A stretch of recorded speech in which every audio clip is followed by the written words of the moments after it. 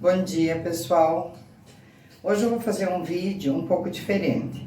Ele será um pouquinho mais longo, mas trará assuntos relacionados à época em que nós estamos vivendo e à pandemia e à educação escolar. A gente está vivendo uma época nunca imaginada, nunca esperada, nunca sonhada por ninguém. Uma época difícil, uma época onde nós tivemos que nos reinventar em todos os sentidos. Pais, professores, família, em todas as formas, em todos os âmbitos da nossa sociedade. Nós estamos vivendo algo e não podemos culpar ninguém por isso. Uma coisa que aconteceu e nós temos que nos reinventar e viver da forma como conseguimos, da melhor forma possível na época, né? E nesse momento a gente percebe a preocupação de muitos pais, insegurança, nervosismo muitas vezes, com relação à educação de seus filhos, com relação à escola, com relação àquilo que eles estão deixando de ter por conta da pandemia, por conta do isolamento. Então, o que eu tenho a dizer aos pais nesse momento é que as crianças, nesse momento agora, no período em que nós estamos vivendo, elas precisam mais dos pais próximos a ela do que dos professores, né? Isso é uma coisa importantíssima, porque o que aconteceu? Os pais estão se deparando com a dificuldade dos afazeres escolares, mas, no entanto, eles estão se deparando com uma dificuldade de um relacionamento que não estava previsto e que eles não estavam acostumados. A criança, 24 horas por dia, ao lado dos pais, em casa, em isolamento, sem poder visitar, sem poder passear, sem poder ir a parques, sem poder ir a qualquer lugar da recreação. E isso com certeza veio dificultar essa relação, porque a criança pede, a criança exige, a criança precisa. Então é um momento de se reinventar, né? E nesse momento eu peço também aos pais, ou dou uma dica no caso, para que não fiquem tão angustiados e tão aflitos com relação à aprendizagem da criança. A criança receberá essa aprendizagem, esse ensino acadêmico que ele estava recebendo na escola, no período de aula, num outro momento. Ela não ficará sem aprender esse conteúdo que estará fazendo falta, segundo eles, muito preocupados com a aprendizagem. Mas eles terão a oportunidade de aprender coisas que antes eles não podiam aprender. Eles têm a oportunidade de acompanhar o pai e a mãe nos afazeres domésticos. Eles têm oportunidades de auxiliar, porque criança nessa faixa etária, eles adoram auxiliar os pais nas questões domésticas, lavar uma louça, secar uma louça, ou seja, jogar uma água na calçada, e agora é o momento. Eles podem fazer isso, supervisionado por vocês, né? Uma outra questão também é com relação às queixas dos pais. Para os pais evitarem se queixar na frente dos filhos, falando mal ou culpando quem quer que seja nesse momento pelo que a gente está vivendo. Porque se a criança percebe que o pai está se queixando, que o pai está nervoso, que o pai está ansioso, que o pai está com medo, a mãe no caso, né? Ele também ficará inseguro.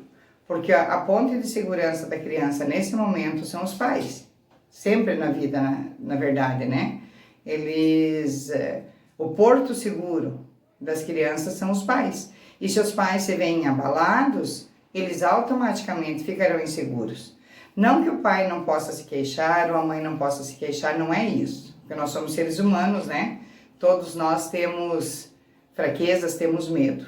Mas a criança está entendendo menos ainda o que está acontecendo. Se para o adulto está difícil, para a criança também está difícil. Então, assim, no momento de tristeza, no momento de sofrimento, no momento de irritabilidade dos pais, a criança sente.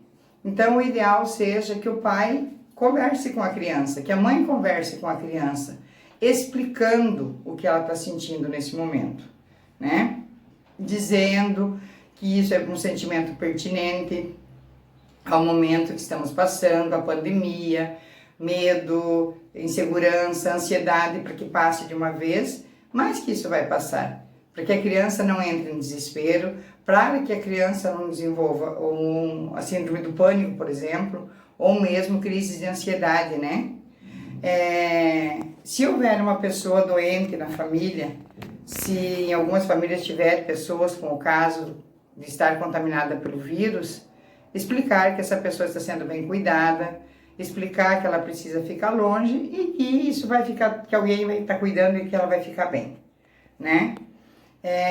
Pedir para a criança falar o que ela sente, os medos dela, porque a criança, ela tende a não falar muito do que ela sente medo, porque às vezes ela se sente envergonhada, e quando ela pode falar pouco, mas ela sente muito, né? Para que ela não fique com vergonha, porque ela pode sentir medo sim, mas ela vai sentir que tem alguém do lado dela, amparando, a protegendo, para que as coisas terminem bem. Nesse momento, a criança precisa muito de um afago, ela precisa muito de colo, ela precisa muito de atenção, de carinho. Isso lhe fará muito bem. E isso lhe fará sentir segura. Faça com que ela sinta segurança ao lado dos pais, né?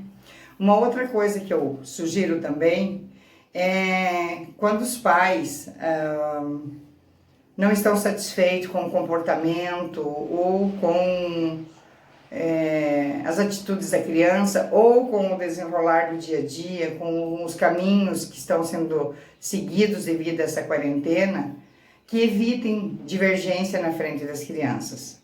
Evitem discutir, dar uma ordem, ou outro ir contra. Pode acontecer divergência sim, mas a partir do momento que a mãe ou o pai ordena a criança, que o outro não venha discordar na frente da criança. Procure um momento onde vocês estiverem a sós, falem sobre isso, né? Mas mantenham essa questão de liderança e questão de equilíbrio diante da criança. Isso é importantíssimo para ela também, né? Outra coisa, sempre que você for procurar falar com seu filho, com sua filha, com relação à pandemia, com relação ao período que estamos vivendo, seja sincero e verdadeiro. Não crie mentiras ou inverdades com a criança com relação, qualquer coisa que seja nesse sentido, melhor ela sofrer um impacto de uma verdade meio dolorida, do que ela viver uma mentira fantasiosa, né? E isso não fará bem a ela, né? Outra coisa, nesse período, uma sugestão também, é desenvolver as atividades ou habilidades cognitivas e emocionais com a criança. Por exemplo, é um momento onde a paciência da criança será muito testada, será muito desenvolvida. E isso é importantíssimo também, porque na vida, de uma forma geral, no decorrer da nossa vida, nós precisamos ter paciência com muita coisa. Nós precisamos ser pacientes porque as coisas não acontecem da forma que a gente quer, na hora que a gente quer, enfim, nós precisamos ser pacientes, esperar o tempo de cada coisa. E nesse momento é muito importante a criança desenvolver essa paciência, esse momento de espera, esse momento de saber que vai melhorar, esse momento de saber que uma hora as coisas retornarão ao seu curso normal, e isso faz bem para ela, né? Outra coisa, a criança aprender a lidar com frustrações, porque nós vivemos numa sociedade de uma forma geral agora, em todos os sentidos, não só na questão escolar, mas nós vivemos agora uma era onde as crianças estão sendo impedidas de viverem frustrações. E isso vai torná-la um adulto inseguro e frágil. Porque a vida, de uma forma geral, ela nos traz frustrações. A gente lida com isso desde o momento que nasce até o momento da nossa morte. A vida não acontece de forma linear. Ela não acontece de uma forma assim, no estalar de dedos, as coisas vão acontecer como eu quero, na hora que eu quero, do jeito que eu quero, do jeito que eu imaginei. Não. A gente deve aprender a lidar com esses enfrentamentos que a gente vive na sociedade de uma forma geral. E a criança, nessa fase onde o caráter dela, a personalidade dela está sendo moldada, é importantíssimo que ela lide com isso.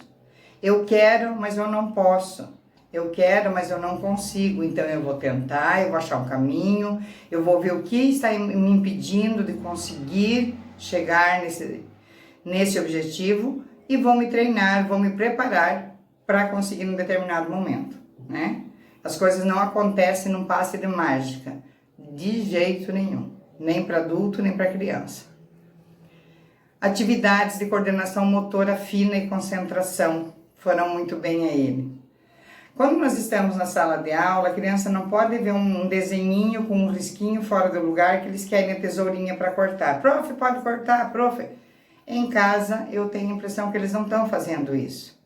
O recorte é uma coisa que eles adoram na escola, em sala de aula. Vamos dar um jeito de fazer eles recortar, picotar, colar desenhos em casa. Fazer mosaicos, criar e recortar figuras e colar de forma aleatória. Ou fazer um desenho onde eles devem cortar figurinhas pequenas e preenchendo o desenho com essas figurinhas. Isso desenvolve a concentração, desenvolve a coordenação motora fina, que vai fazer com que ele melhore a escrita, com que ele melhore a pintura, e isso só fará bem, só fará com que ele avance e melhore. E é uma forma diferente de ensinar. Foge um pouquinho da leitura e da escrita constante, né? Que às vezes se torna maçante para eles, né? Uma outra coisa também que deve ser seguida nesse período, fazer com que eles tenham seu desenvolvimento das atividades escolares de segunda a sexta-feira, num horário pré-determinado, já ou no início da semana, ou a cada dia estipula um horário para ele, olha, de tal hora até tal hora você vai estudar, você vai fazer todas as suas outras atividades, mas as tarefas da escola deverão ser feitas. Então, ele vai saber, ele vai fazer todas as outras coisas, sabendo que ele terá que fazer as atividades escolares. E isso de segunda a sexta, para que ele tenha o sábado e o domingo de lazer, de descanso, de recreação, brincadeiras com os pais, brincadeiras com os irmãos, né? Para que ele se sinta um pouquinho mais livre no sábado e no domingo, aliás, né? E para que ele perceba e entenda que ele não está de férias, que não é um período de férias, que nós estamos vivendo um momento escolar diferente, esse período de agora. Existem muitas outras brincadeiras a se fazerem em casa, né? Que na escola muitas vezes não é permitido, não há tempo hábil ou não está inclusa no currículo, né? Então, assim, brincadeira com os pais, brincadeira com os irmãos, seja uma cabana, seja lá fora num campinho, determinar uma demarcação, fazer um campinho de futebol, tudo isso faz parte para... não é encher o dia da criança, mas para organizar e para fazer com que ela não se sinta assim de forma solta, né? Sem ter compromisso com nada, né? Aprendizagem simples também. Quem pode, claro, e quem acha que é interessante, existem caça-palavras, cruzadinhas, essas coisas assim, que exercita o cérebro da criança. E isso faz muito bem, ela aprende de uma forma diferente da forma ensinada na sala de aula pelos professores, né? Quem pode, quem gostaria de ver isso, existem cadernos, existem livros próprios para isso, para pintura, para escrita, para desenho, de diferentes formas, de diferentes materiais, com tinta guache, pincel, e uma variedade infinita de coisas. Então, assim, para encerrar minha fala de hoje, eu peço aos pais que não se desesperem, pais. E a gente não está tirando a responsabilidade dos professores de forma nenhuma. A gente se sente aflita também pela situação em que vivemos, mas já estamos há mais de 4 meses vivendo essa situação. Então, assim, não sabemos ainda o final, como será. A mídia está mostrando agora um possível retorno para setembro. Não temos nada assegurado, nada confirmado ainda. E se voltarmos, será de uma forma diferente, não será da forma que era, será novo período de adaptação. Então, assim, esse ano letivo não está perdido. A criança está tendo a oportunidade de viver de uma forma diferente. aprender coisas diferentes, inclusive lidar com suas frustrações e suas emoções, mesmo que eles não saibam definir de forma correta, de forma certa, de forma clara o que eles estão sentindo agora. E num momento adequado, num momento pertinente, os conteúdos perdidos nesse período serão ensinados às crianças. Então, fiquem tranquilos, mantenham a calma, um grande abraço e contem com a gente se precisarem. Podem nos chamar, entrar em contato para a gente conversar a respeito de qualquer coisa nesse sentido. Muito obrigada pela atenção.